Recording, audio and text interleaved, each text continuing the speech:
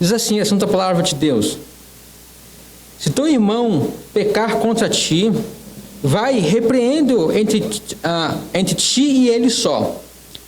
Se ele te ouvir, ganhaste teu irmão.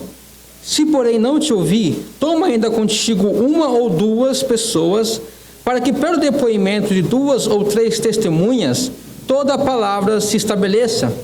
E se ele não os atender, dize-o à igreja, e se recusar ouvir também a igreja, considera-o como gentil e publicano. Em verdade vos digo que tudo que ligares na terra terá sido ligado nos céus, e tudo que desligares na terra terá sido desligado nos céus. Em verdade também vos digo que se 2 dentre vós sobre a terra concordarem a respeito de qualquer coisa que porventura pedirem, ser-lhe-ás concedida por meu Pai, que está nos céus. Porque onde estiverem 2 ou 3 reunidos em meu nome, ali estou eu no meio deles. Vamos orar, meus irmãos, para nós prosseguirmos. Ó Senhor Deus, Santo Pai, nós louvamos ao Teu nome nessa manhã. Louvamos a Tua graça, Senhor, a Tua misericórdia sobre nossas vidas nessa manhã, Pai. Pedimos que o Senhor nos abençoe, Pai, mais uma vez com o Teu Espírito Santo, Pai, que usa a Tua palavra, Senhor, que dá poder à Tua palavra, Senhor, agindo nos nossos corações, Pai. Pedimos que o Teu Espírito Santo quebrante os nossos corações, abra o nosso entendimento, Pai, nos dê humildade, Senhor, para recebermos a Tua palavra, Senhor. Tira todo orgulho dos nossos corações, Senhor, com relação ao tema que nós iremos tratar e também com relação à sua aplicação. Nós te damos graça, Pai, porque o Senhor não nos deixou entregues a nós mesmos e a nossa própria sabedoria, a nosso próprio entendimento e o entendimento do mundo, Pai. Antes o Senhor nos deu a Tua palavra, revelou, Pai, a Tua vontade, Pai, e por ela, Senhor, nós temos vida, por ela nós temos luz e entendimento para dirigir os nossos caminhos, Pai. Te damos graça por isso, Pai. Rogamos a Ti, Pai, guia-nos e abençoa pelo Teu Espírito Santo neste momento, Pai, em nome de Jesus. Amém. Meus irmãos, eu tenho tratado com vocês, nas minhas últimas 2 pregações, sobre a questão da disciplina de Deus, né? A disciplina, aquilo que eu chamo de disciplina paternal de Deus, o cuidado de Deus para com os seus filhos. Especificamente na minha última pregação, eu falei sobre a disciplina corretiva de Deus. Vimos que Deus tem a sua disciplina formativa, que a disciplina de Deus ela não é primeiramente algo negativo, é algo que, Deus, que seria só realmente uma correção, né? Que não é aplicado somente nesses casos, mas ela é aplicada em todo o tratamento de Deus para conosco.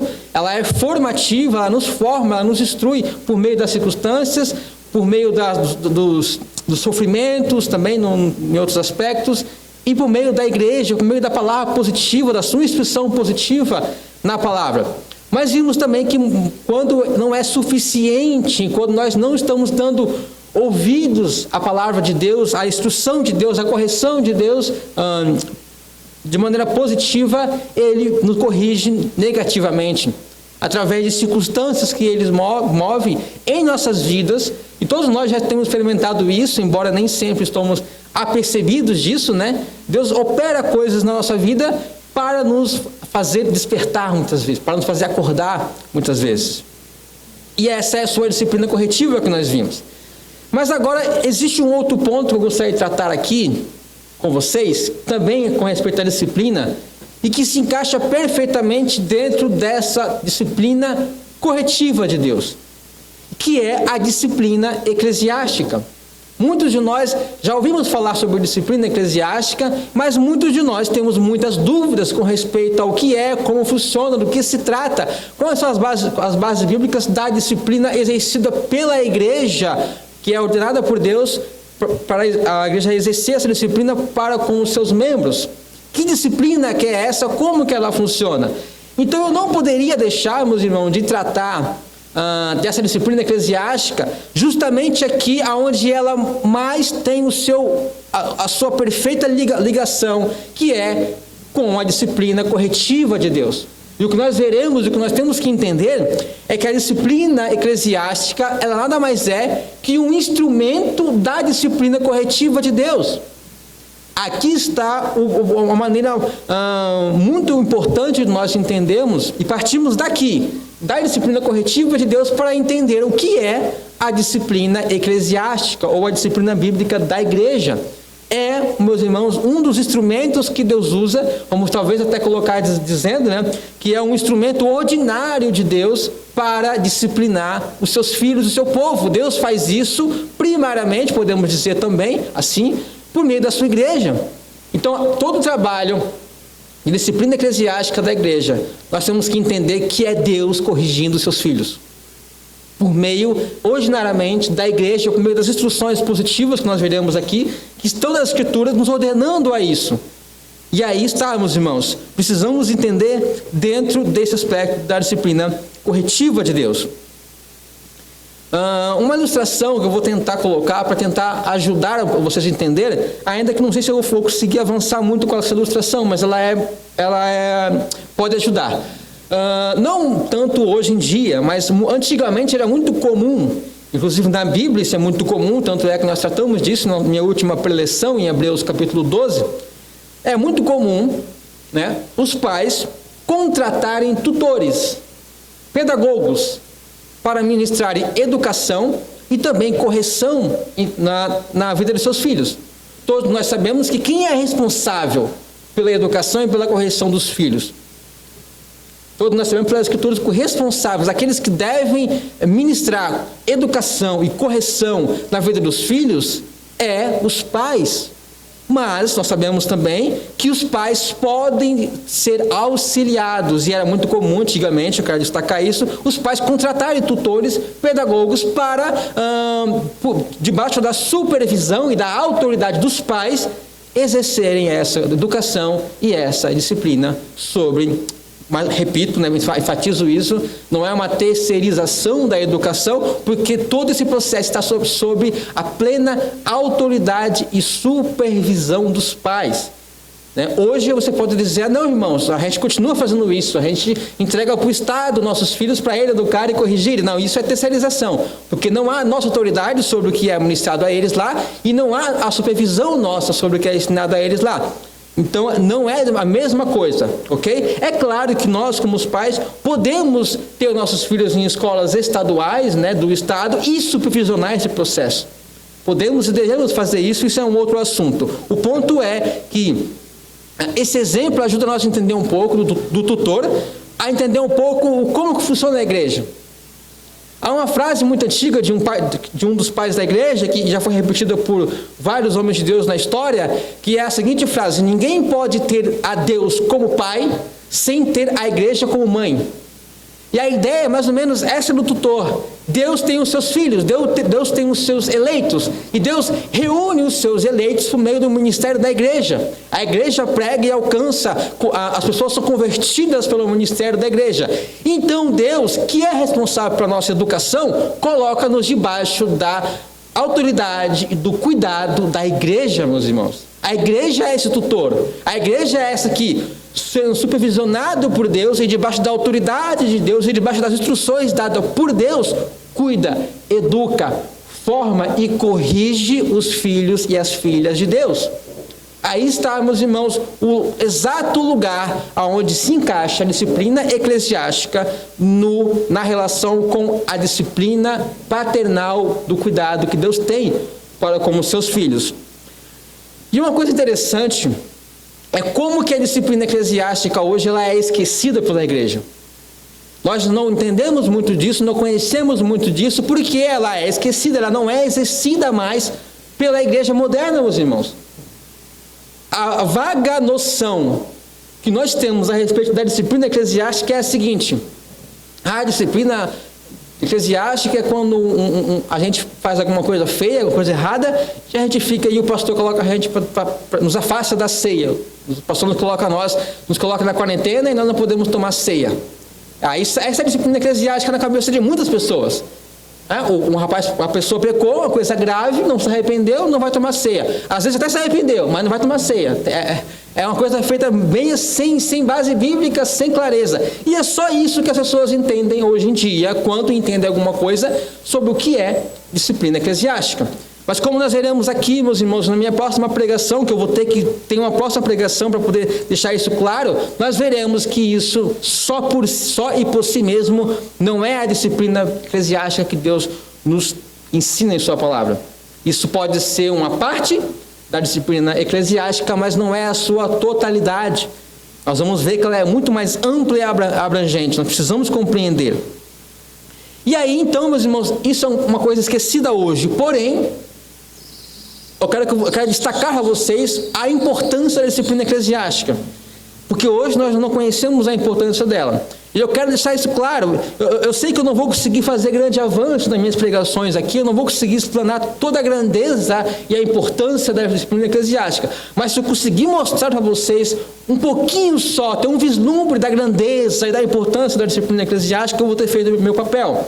O meu propósito principal é mostrar a vocês que é algo grandioso, importante e que deve ser aplicado para a igreja. E com isso eu quero levar vocês ao seguinte pensamento, a seguinte informação. Disciplina eclesiástica sempre foi tratada no passado como uma das marcas essenciais da igreja. Logo após a reforma, os líderes, os teólogos, os estudiosos das escrituras, os que estavam reformando a igreja, precisavam responder a seguinte pergunta: o que é uma igreja verdadeira? O que é uma igreja realmente bíblica? Já que nós percebemos que a Igreja Católica Romana se desfez totalmente sobre o que é realmente a igreja, e nós queremos reformá-la e queremos estabelecer igrejas realmente bíblicas e realmente verdadeiras, que realmente é a igreja de Deus e não a igreja inventada pelos homens e então falsa, o que é a igreja genuína? A primeira marca que eles estabeleceram, eu vou ler a vocês uma confissão do século XVI, que vai explicar basicamente o que eu ia explicar aqui. A confissão belga do século XVI, no artigo 29, diz o seguinte: as marcas para conhecer a verdadeira igreja são estas. Primeiro, ela mantém a pura pregação do evangelho. Segundo, a pura administração dos sacramentos como Cristo os instituiu. E terceiro, o exercício da disciplina eclesiástica para corrigir os pecados. Em resumo, a verdadeira igreja se orienta segundo a pura palavra de Deus, rejeitando todo o contrário a esta palavra e reconhecendo Jesus Cristo como o único cabeça. Então, meus irmãos, no passado, a disciplina eclesiástica ela foi percebida em toda a sua importância, de tal maneira que ela entrou não como uma quarta, quinta, terceira, mas como uma terceira marca de uma igreja verdadeira. Então não basta ter somente pregação bíblica, não basta os sacramentos serem ministrados corretamente, como diz as escrituras. Nós precisamos exercer disciplina, e isso vai levar às seguintes questões relacionadas à pregação e aos sacramentos.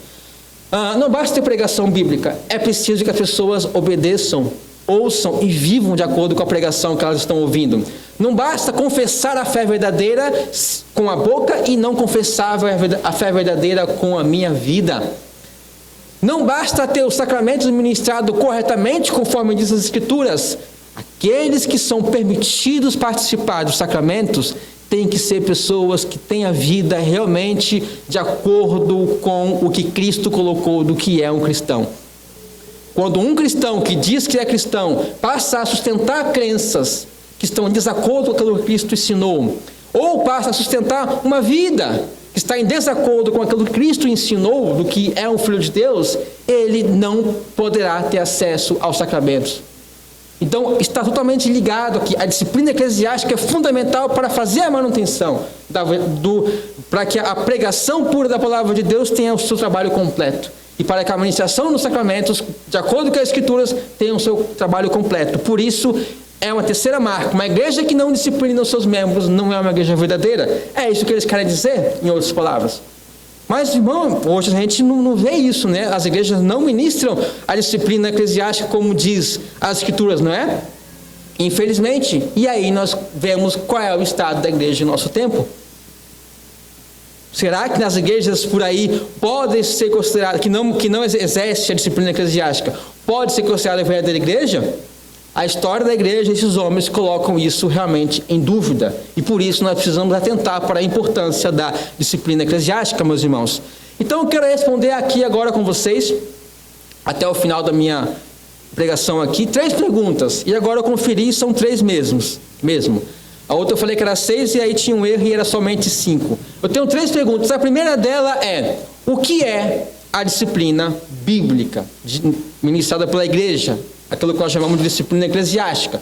Se eu falar disciplina bíblica, vocês entendem como disciplina eclesiástica e vice-versa. O que é isso? Num sentido mais amplo e positivo, a disciplina na igreja é tudo aquilo que a igreja faz para ajudar os seus membros a buscarem a santidade e a lutar e vencer o pecado. Disciplina eclesiástica, meus irmãos, não é algo primariamente negativo, certo?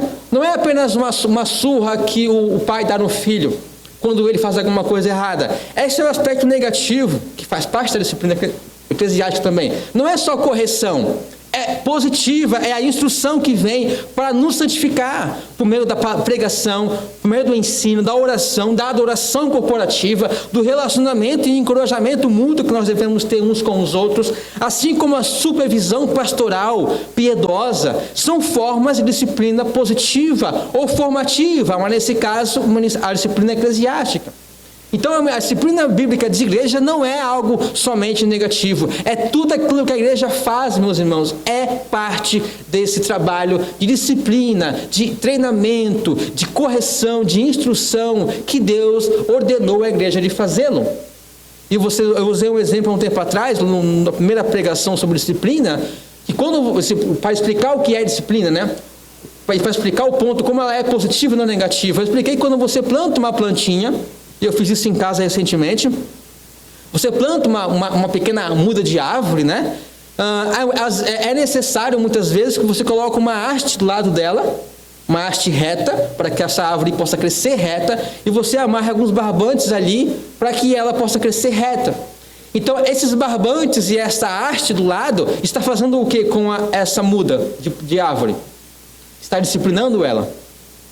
Não negativamente, mas positivamente, está formando ela, está dando um caminho reto para ela. Então tudo que a igreja faz, meus irmãos, pregação, ensino, oração, adoração, o relacionamento, os diálogos, as conversas, tudo isso é algo que está nos moldando, nos formando para sermos retos, santos, puros, cada vez mais conformados à imagem de Deus, que vemos ela e temos ela em Cristo, a imagem de Cristo, copiando a Cristo, andando como Cristo, assim como o Novo Testamento nos instrui. Então ela é positiva primariamente. Mas, no sentido mais restrito, o que é a disciplina eclesiástica no seu sentido restrito? Eu falei do seu sentido abrangente. No restrito é a disciplina da igreja, que é a ação de corrigir, sim, os pecados na vida do crente. Isto implica, primariamente, em corrigir-nos e exortar-nos uns aos outros, mutuamente. Mas isso inclui a possibilidade da etapa final de exclusão da comunhão da igreja e da membresia por causa do não arrependimento de pecados graves e públicos. Então, o ponto é esse. Nós temos que entender a disciplina eclesiástica como algo abrangente, mas o seu sentido restrito e específico, e algo que nós temos muita ignorância com respeito a isso ainda, é essa ação judicial da igreja, de exercer julgamento sobre os pecados, o comportamento, o modo de vida daquele que é um membro da igreja, daquele que confessa e professou a sua fé em Cristo e na palavra, mas, no entanto, está tendo um comportamento que contraria aquilo que ele confessa ser. Se ele confessa ser um cristão, ele deve ser visto como um, e quando ele vive uma vida contraditória, ele deve ser corrigido, primariamente pelos outros cristãos. Não é primariamente pelo pastor, é primeiramente pelos outros cristãos, como nós vamos ver daqui a pouco. E que exige, quando esse cristão não se arrepende, quando esse cristão está endurecido e quer persistir vivendo naquela vida ou naquele comportamento pecaminoso, quando ele insiste nisso, e todos os processos da disciplina não são eficazes para levá-lo ao arrependimento e a mudar esse caminho, nós, como igreja, não podemos mantê-lo enganado.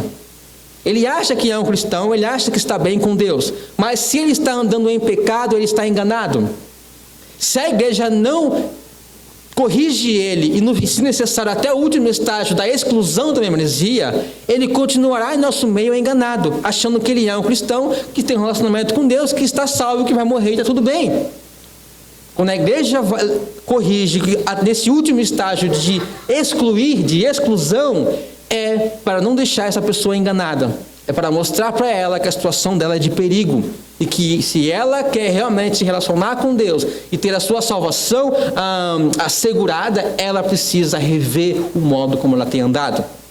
Então, as bases bíblicas, duas bases bíblicas mais explícitas sobre isso, está em 1 Coríntios 5, 12, 13, que diz, Paulo diz, não julgais vós os de dentro da igreja, os de fora, Deus os julgará. Expulsai, pois, de entre vós este malfeitor. Ele está falando isso num caso de um homem na igreja de Corinto que estava tendo relações sexuais com a esposa de seu pai. E a igreja não estava fazendo nada. E aí Paulo diz que a igreja deveria julgar os crimes, os pecados que acontecem dentro dela. E os de fora, Deus os julgará. E outro texto também muito explícito sobre isso, 1 Coríntios 6, do 1 a 3, que diz, aventure-se algum de vós, tendo questões contra outro, submetê-lo a juízo perante os não crentes e não perante os santos?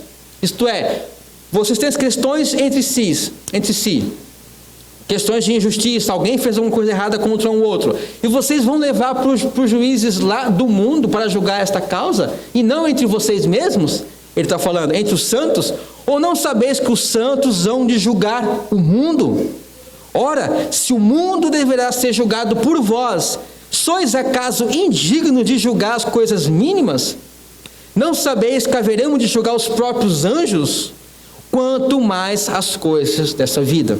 Então eu peguei esses dois textos aqui para dizer explicitamente que está claro no Novo Testamento, está claro nas Escrituras, que a igreja tem esse ministério judicial. A igreja tem um tribunal dentro dela, ela deve fazer investigação dos casos que acontecem de pecado dentro dela, quando eles são graves, quando eles não são sanados pelo aconselhamento mútuo e pela correção mútua, quando ele se agrava, e a igreja tem que exercer esse ministério judicial de julgar esses casos. E se necessário for, se não houver arrependimento, se houver persistência do pecador de continuar no pecado, ele deverá ser excluído da igreja. Portanto, meus irmãos, a disciplina deve ser positiva, isto é, formativa. Todos nós precisamos dela para o nosso crescimento, mas também deve ser negativa quando nos referimos à repreensão e à correção de pecados específicos. Agora, meus irmãos, a segunda pergunta que eu quero responder para vocês, com vocês aqui é: o que a Bíblia diz sobre a disciplina eclesiástica? E o primeiro texto mais importante, que é muito claro e explícito sobre como funciona esse processo de disciplina eclesiástica, é Mateus 18, que nós lemos há pouco. Só o começo dele diz assim: ora, se teu irmão pecar contra ti, vai e repreende-o entre ti e ele só. Se te ouvir, ganhaste o teu irmão. Mas se não te ouvir, leva ainda contigo um ou dois, para que pela boca de 2 ou 3 testemunhas toda a palavra seja confirmada. E se não os escutares, dize-o à igreja. E se também não escutar a igreja, considera-o como gentio e publicano, o que significa a exclusão daqueles que são considerados o corpo de Cristo, membros da igreja do Senhor Jesus Cristo. Vocês observaram aqui que nesse primeiro texto, que é a base bíblica para a disciplina eclesiástica, um dos textos, você vê que a disciplina eclesiástica, ela não começa com um pastor.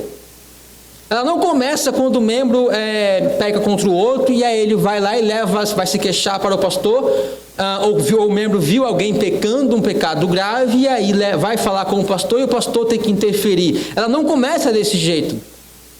Na verdade, o texto que você viu aqui, em nenhum momento cita o líder, cita o ancião da igreja, cita o presbítero ou o pastor. O texto diz que quando o irmão pecar contra você, e aí já é a disciplina eclesiástica, você vai até ele. Você vai até ele para mostrar para ele, olha, você cometeu tal coisa contra mim. Você deve reconhecer que você errou e me pedir perdão. Você vai até ele, conversar com ele para acertar a situação entre você e ele. Aí, meus irmãos, já começou a disciplina eclesiástica. E aí depois, se ele permanecer endurecido e disser, não fiz nada de errado, não, ou se continuar cometendo esse pecado contra o outro irmão, ainda assim não é para você chamar o pastor, ou os líderes da igreja. Ele fala o quê? Vai, chama um ou outro irmão, e agora todos eles esclarecem o caso e vai conversar com esse irmão. Vai conversar, olha, você pisou na bola, você errou aqui, você tem que reconhecer isso, a coisa não pode ser assim. Você ofendeu o irmão, você prejudicou ele, você deve reconhecer. Se o caso for resolvido ali, meus irmãos, o caso nem precisa chegar até o pastor. Se ele reconheceu o erro dele, se reconheceu o pecado dele, pedir perdão, o caso nem precisará ser chamado para o pastor resolver. Já foi resolvido. Quando que você leva à igreja? Quando, depois de ter falado pessoalmente com ele, não ter funcionado, ele não ter se arrependido, quando depois de levado uma ou duas testemunhas, ele não tem se arrependido, aí você leva à igreja como um todo. E esse levar à igreja é que entra a liderança da igreja, porque nós sabemos biblicamente que a liderança da igreja, essa liderança age representando a igreja. E aí então entra o papel dos pastores e líderes que representam a igreja, mas é um tratamento feito não só pelos pastores e líderes, eles são feitos como representantes da igreja, mas tem casos que quando chega a certo estágio é preciso ser comunicado para toda a igreja, como já foi feito aqui, porque toda a igreja deve se colocar em oração, se colocar nessa expectativa, se colocar naqueles que for possível, na maneira que for possível a cada um, de tentar levar aquele irmão ao arrependimento, para que o estágio último que Jesus colocou aqui, se não ouvir também a igreja, qual é o próximo estágio? Ele não ouviu o irmão que falou com ele. Esse irmão pode ser uma pessoa próxima, pode ser um familiar, pode ser um amigo, Se ele não ouviu esse irmão, ele não ouviu os outros irmãos, ele não ouviu a igreja como um todo, não ouviu a liderança que representa a igreja como um todo. Se ele permanecer querendo fazer aquilo, viver daquele jeito que está claramente contrariando o que Cristo disse que é um filho de Deus, ele deve ser tratado como alguém que não é filho de Deus. Isto é, se não ouvir a igreja de Jesus, considera o gentil e publicano, isto é, considera alguém que não é um cristão. Porque alguém que é um cristão, ele se arrepende dos seus pecados e ele vive de acordo com Cristo, com o ensino de Cristo. Esse é o ponto básico desse texto. O próximo texto, que eu não quero entrar em detalhes, os próximos não quero entrar em tantos detalhes, mas eu quero deixar claro para vocês, e que são textos fortíssimos com respeito à disciplina eclesiástica, 1 Coríntios 5, capítulo 1, versículo 11, nós já lemos um trecho dele e vamos ver um pouco mais completamente sobre isso. Diz Paulo à igreja de Coríntio: geralmente se ouve que há entre vós imoralidade, e imoralidade tal como nem mesmo entre os gentios se vê, isto é, haver quem se atreva a possuir a mulher de seu próprio pai.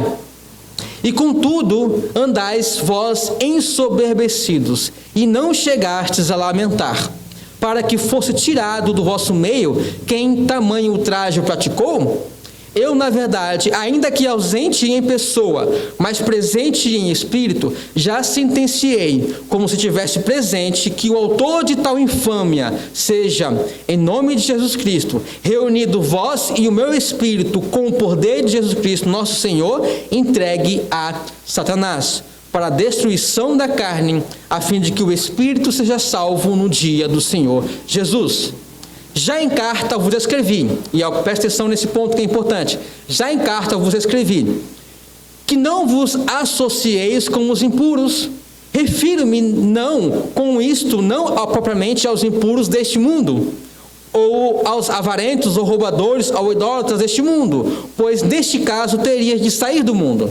Mas agora vos escrevo que não vos associeis com alguém que, dizendo-se irmão, for impuro, ou avarento, ou idólatra, ou maldizente, ou beberrão, ou roubador, com esse tal nem ainda com mais. Então aqui vê Paulo instruindo a igreja de Corinto claramente de como proceder com a disciplina eclesiástica. E o caso ali era grave. E não era somente aquele caso daquele homem que estava possuindo a mulher de seu pai. Provavelmente ele não era filho dessa mulher, era uma madrasta, algo nesse sentido, provavelmente. E ele estava tendo um caso com essa mulher. E a igreja nada fazia. Paulo repreende a igreja, meus irmãos, porque a igreja estava com um caso de pecado ali e eles estavam convivendo normalmente e nada fazendo. E aí Paulo instrui o modo como deve ser tratado. E aí lembra que o texto de Mateus que nós lemos diz que aonde tiver 2 ou 3 ali, estou no meio dele? Aquele texto está relacionado diretamente aqui, à disciplina eclesiástica, que quando as testemunhas, a igreja é levantada para julgar uma situação, Cristo está dizendo, eles estão com a minha autoridade, eu estou no meio deles. E aí Paulo aqui, ele fala o seguinte, você percebeu? Que quando ele vai sentenciar esse homem para entregá-lo e excluí-lo da igreja, e ele diz entregá-lo a Satanás, que é o que ele chama de excluir para a igreja, entregá-lo a ele para Satanás fazer dele o que ele quiser, para que no final quem ele venha se arrepender. Antes dele sentenciar, o que ele diz? Ele fala, eu já sentenciei, né? Eu, na verdade, ainda que ausente em pessoa, mas presente em espírito, já sentenciei, como se estivesse presente, que o autor de tal infâmia seja, em nome de Jesus Cristo, aí ele fala, reunido vós e o meu espírito, porque ele entende o que Jesus disse, que para ter autoridade na sentença da disciplina, do julgamento, precisa estar 2 ou 3 para que Cristo esteja no meio, para que tenha autoridade. Então ele fala, reunido vós e o meu espírito, e a autoridade de Jesus Cristo, né? Ele fala em nome, né? Então essa questão da autoridade, em nome de Jesus Cristo, e aí ele coloca a sentença. Por quê? Porque ele entende que o princípio da autoridade, a disciplina eclesiástica só vai ter autoridade quando está a igreja em acordo com isso. Então Cristo diz, eu estou no meio de vocês, eu estou dando o meu amém. Aquilo que você desligar na terra terá sido desligado no céu, e aquilo que vocês ligarem na terra terá sido ligado no céu. Então aí está a ideia daquele texto que nós usamos para culto, né? Como o culto está com muitas poucas pessoas, a gente usa aquele texto dos 2 ou 3, é comum. Mas o texto significa a disciplina, a autoridade, a presença de Cristo na disciplina da igreja. Então, meus irmãos, Gálatas capítulo 6, verso 1, Paulo vai dizer também àquela igreja uma informação a mais sobre a disciplina eclesiástica, que é o quê? A maneira como nós devemos ir tratar com a pessoa a ser disciplinada, certo? Não nós, somente nós como líderes, mas vocês, a igreja, como a igreja deve ir para corrigir um outro irmão? Né? Quando você vê um irmão pecando, como é que você deve ir corrigir ele? Paulo vai dizer isso para nós em Gálatas capítulo 1. Ele fala assim, irmãos, se alguém for surpreendido em alguma falta, se algum de vocês for surpreendido em alguma falta, isto é, algum pecado, vós que sois espirituais, corrigi-o com espírito de brandura, e guarda-te para que não sejas também tentado. Então ele fala, se alguém for surpreendido em algum pecado, ele não fala assim, vai e chama um líder. Não, ele fala, vocês que sois espirituais, vocês que têm maturidade, vocês que têm sabedoria bíblica para analisar a situação, mostrar para a pessoa aonde ele está errando, por que ele está errando, vocês devem se dirigir e ir a ele para corrigi-lo. E aí ele fala o modo como você deve ir. Ele fala com o espírito de brandura. Você não vai em ira, você não vai com raiva, você não vai no espírito vingativo, você não vai no espírito de julgamento crítico, exagerado, sentenciando, como se você fosse santo e ele não, você fosse mais santo do que ele. Você vai em humildade, em amor, em espírito de brandura. Paulo está dizendo o modo como nós devemos ir corrigir os nossos irmãos, nesse texto. Mas também Paulo, em 1 Timóteo, capítulo 1, versículo 20, escrevendo a Timóteo, Paulo se refere a alguns que havia naufragado na fé. E esse naufrágio na fé tem a ver com abraçado outros ensinos errados e negados alguns ensinos fundamentais a respeito de Cristo. E aí Paulo vai dizer a Timóteo, conservando a fé e a boa consciência, Timóteo, a qual alguns rejeitando fizeram naufrágio na fé, E dentre esses estão Himeneu e Alexandre, os quais entreguei a Satanás, para serem castigados, a fim de não mais blasfemarem.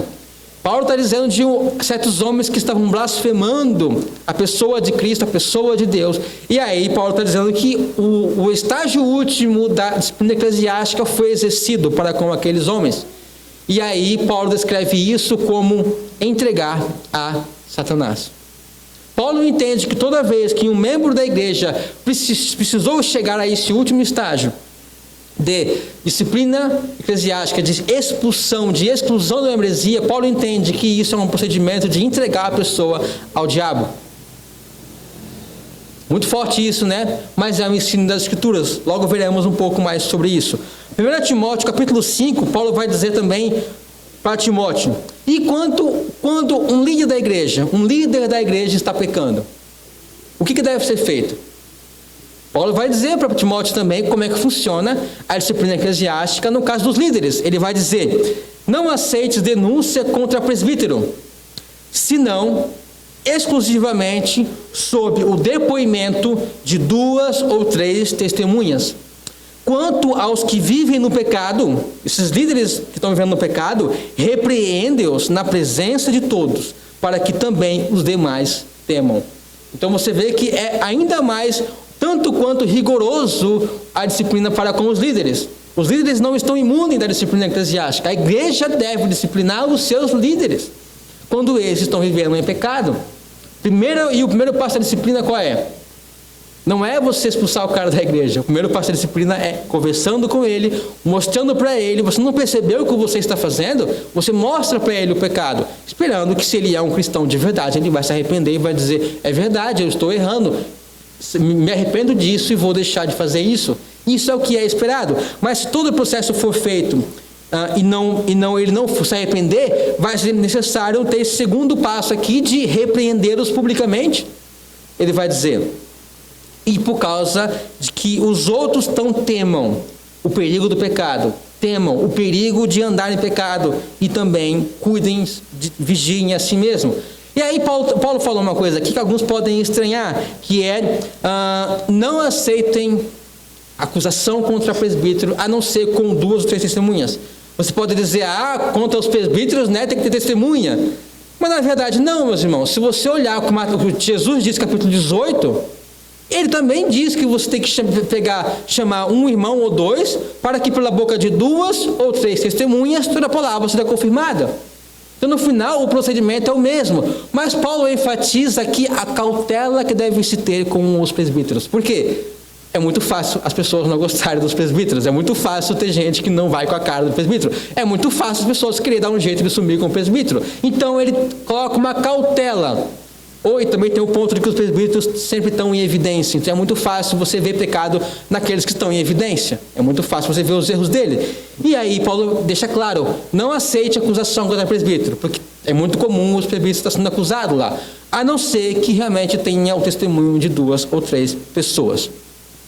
E aí um último texto que eu queria colocar, dentre outros que tem ainda mais, mas eu vou terminar por aqui esses textos.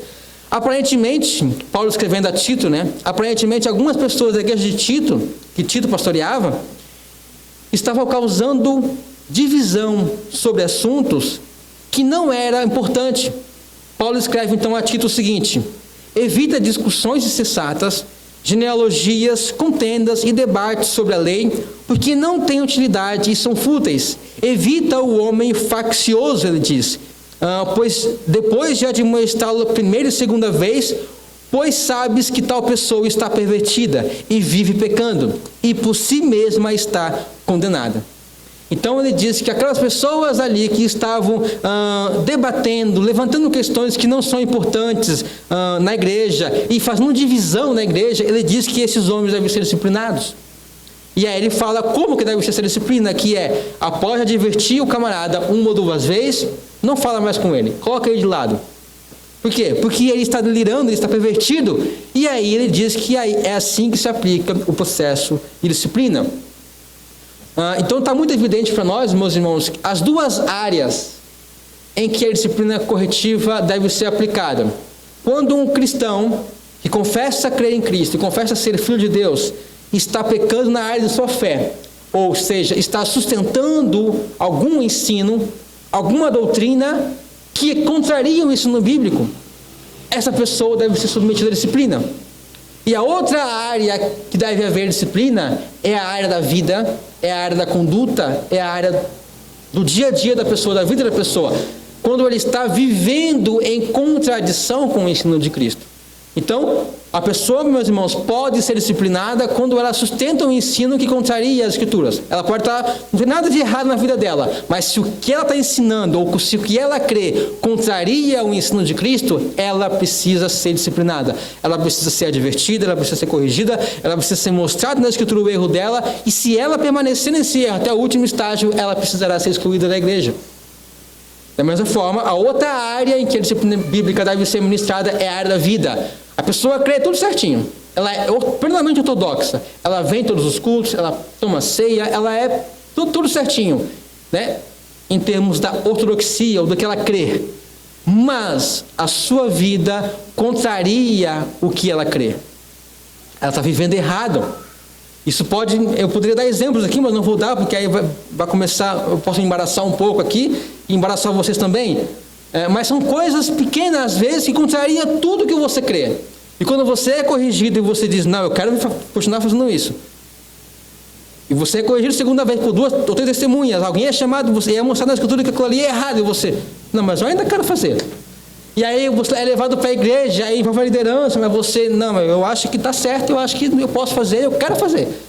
E se você continuar até o último estágio, você, para ser alertado do seu engano, precisará ser excluído da igreja, para que você veja, caia em si e abandone este engano, porque você está se enganando, achando que você pode fazer isso, viver assim, e ao mesmo tempo ser um cristão e ter um bom relacionamento com Deus e estar salvo.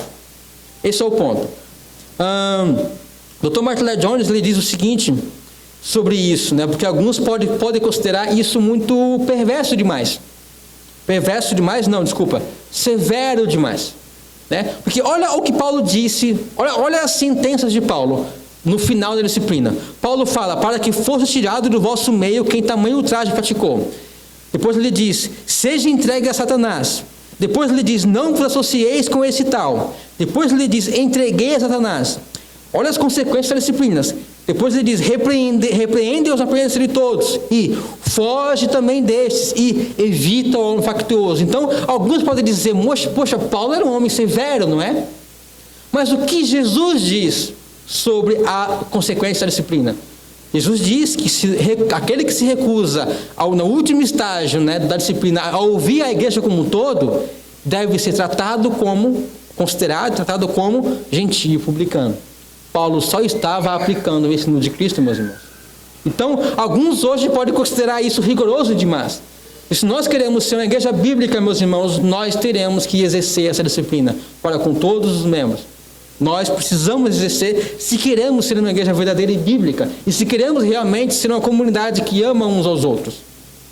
Aí, então, Lloyd Jones vai dizer, se me fosse pedido que explicasse por que as coisas são como são na igreja, se me fosse pedido que explicasse por que a estatística revela os números decrescentes, a falta de poder e a falta de influência sobre homens e mulheres hoje, se me fosse pedido que explicasse a razão de tantas igrejas parecerem incapazes de se sustentarem sem recorrerem a jogos, danças, shows e coisas semelhantes, se me fosse pedido que explicasse por que a igreja se acha em condição tão lamentável hoje, a minha resposta teria de ser que a causa principal é a falha de não exercer a disciplina. Hoje nós podemos olhar para isso e considerar severo demais. Mas, no entanto, meus irmãos, o estado das nossas igrejas hoje no país, no mundo inclusive, às vezes é tão lamentável justamente porque nós não aplicamos, e porque achamos severo demais, e porque não queremos exercer e obedecer a palavra de Deus, e estamos negando o amor para com os outros. Vocês percebem isso, meus irmãos? Percebe qual é a nossa situação?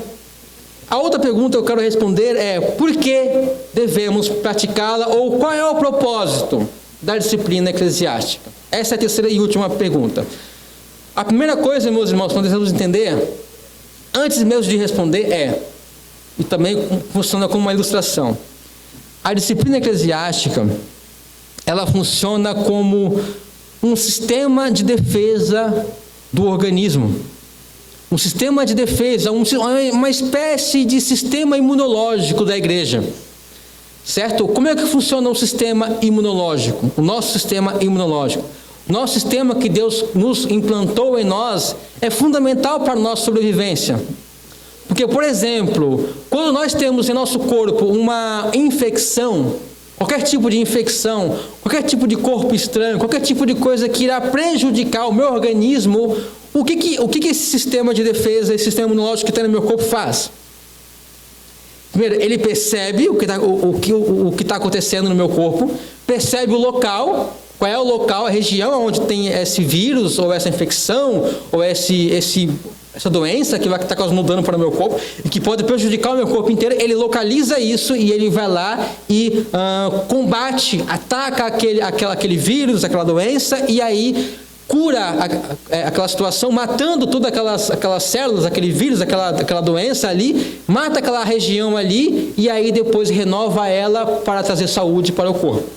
E aí é assim que nós somos mantidos vivos até hoje. Então, nós temos que entender que a disciplina eclesiástica, quando nós vamos entender o propósito dela, a primeira coisa é entender nesse sentido. A disciplina eclesiástica é fundamental para a sobrevivência do corpo vivo da igreja. Por que há tantas igrejas mortas hoje, meus irmãos? Por que há tantas igrejas hoje que, no livro do Apocalipse, Jesus vai dizer que havia igrejas que não eram mais igrejas, que eram, ele diz, sinagogas de Satanás.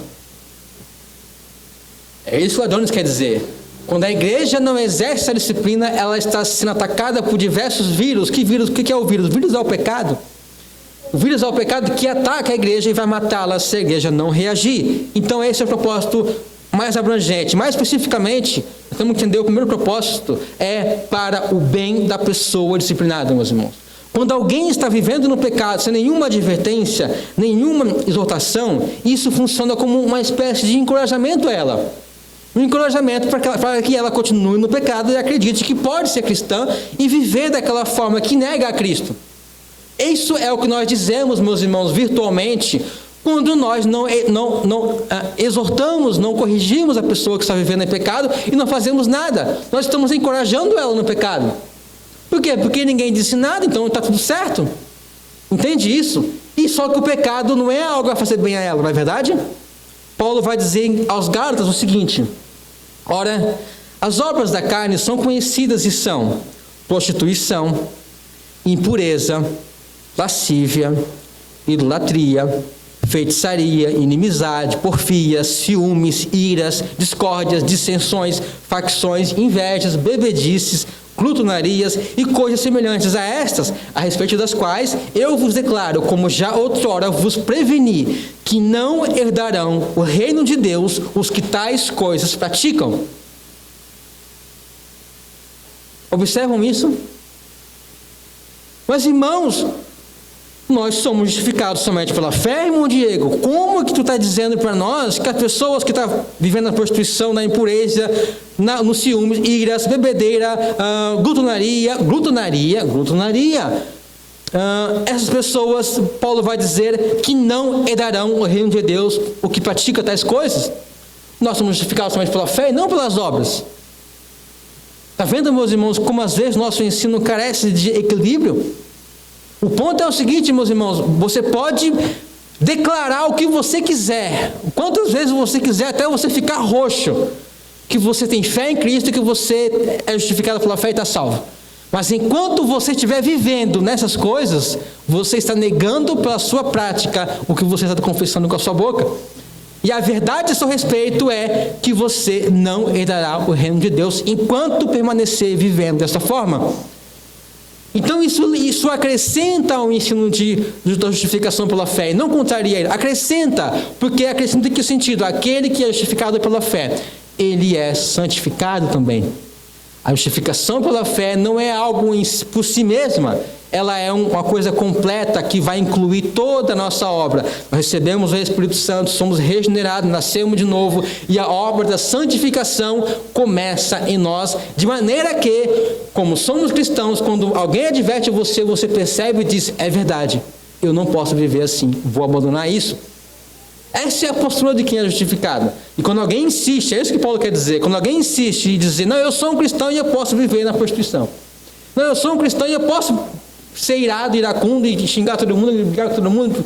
Eu posso ser cristão e eu posso ser glutão. Eu posso ser cristão e eu posso viver na inveja. Eu posso ser cristão e eu posso ser feiticeiro também. Esse é o ponto. Você não pode ser as duas coisas. E se você é assim, Paulo diz, você está em grande perigo. Porque esses não herdarão o reino dos céus. E aí ele vai dizer também aos Gálatas, um pouco mais à frente, não vos enganeis. De Deus não se zomba, pois aquilo que o homem semear, isso ele ceifará. Não vos enganeis, de Deus não se zomba, aquilo que o homem plantar, é isso que ele vai ceifar. Essa é a conclusão do que ele falou ali sobre esses pecados. E o ponto principal que eu quero destacar, meus irmãos, é o seguinte: enganam, não vos enganeis. Normalmente, meus irmãos, a pessoa que está vivendo em pecados como esse, ela está enganada. Ela está enganada. Ela acha que ela é cristã e que não tem problema nenhum fazer aquilo também. Ela está enganada. Ela acha que ela é justificada pela fé, então não importa o que ela faz, como ela vive, como ela fala com as pessoas, como ela age com as pessoas, o que ela faz no corpo dela, isso não importa. Ela é justificada somente pela fé, Cristo morreu pelos pecados dela, ela está enganada.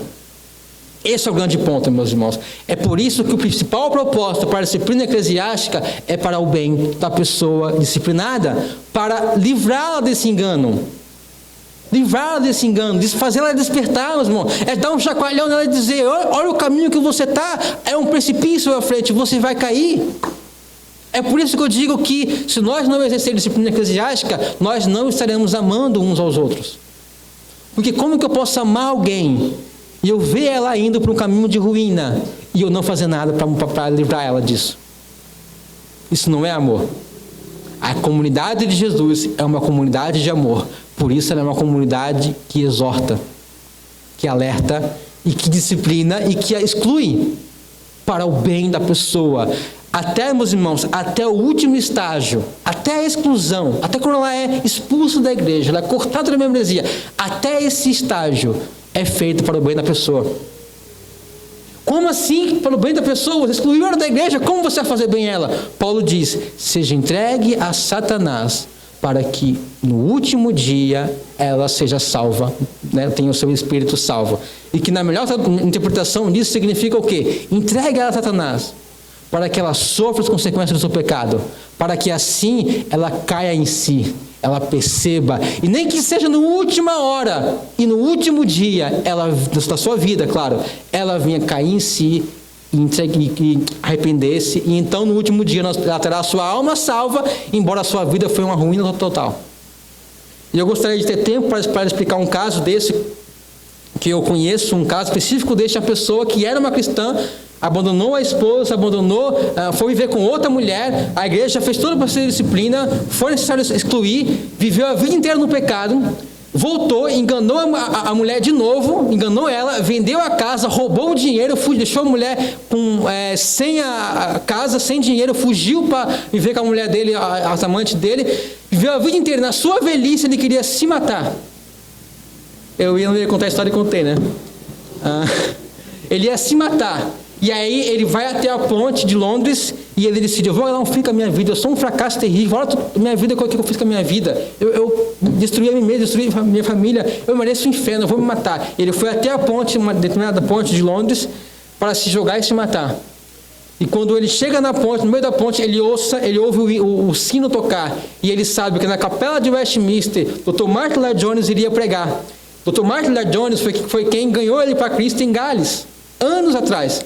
E ele sabia que o Dr. Martin agora estava em Londres, onde ele estava vivendo, e ele iria se matar, e ele disse, olha, é agora que vai começar o culto, eu vou lá ouvi-lo uma última vez, ele disse, eu vou ouvi-lo uma última vez, antes de eu dar fim à minha vida, Então ele vai à igreja, e quando ele está subindo as escadas, o Tomás de Ladrões está orando.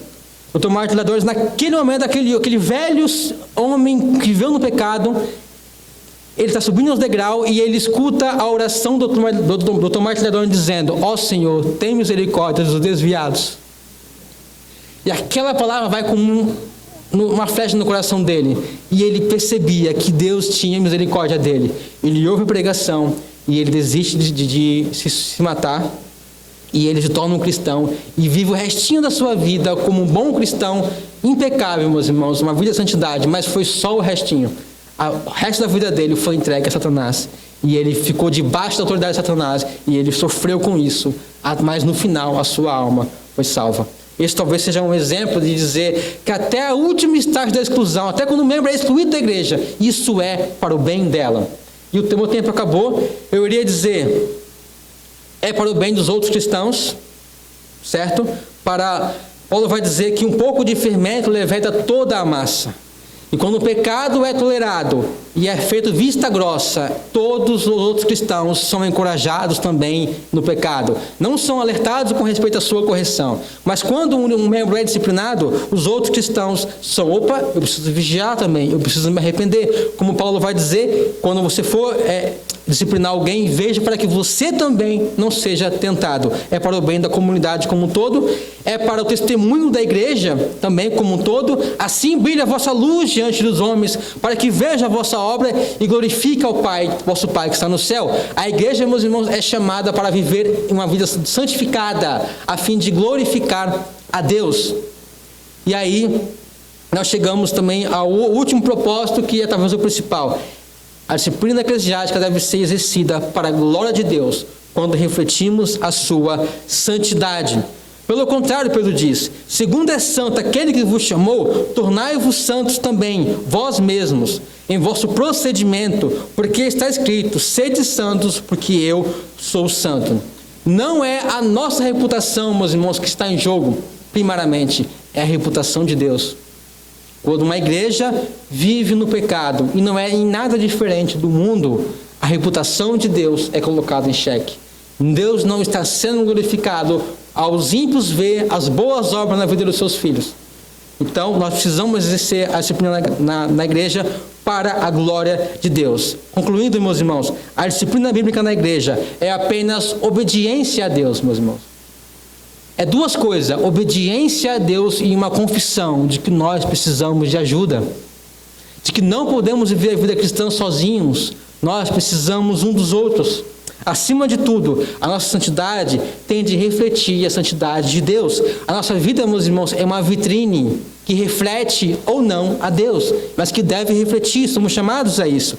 Ser membro de igreja precisa ter significado que vá além de nossas necessidades essenciais. Precisamos comprometer com o reino, com o nome e com a glória de Deus. É isso que é ser igreja, meus irmãos.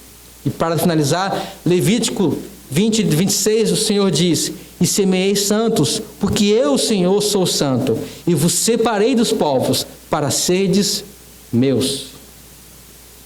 Vamos orar, meus irmãos.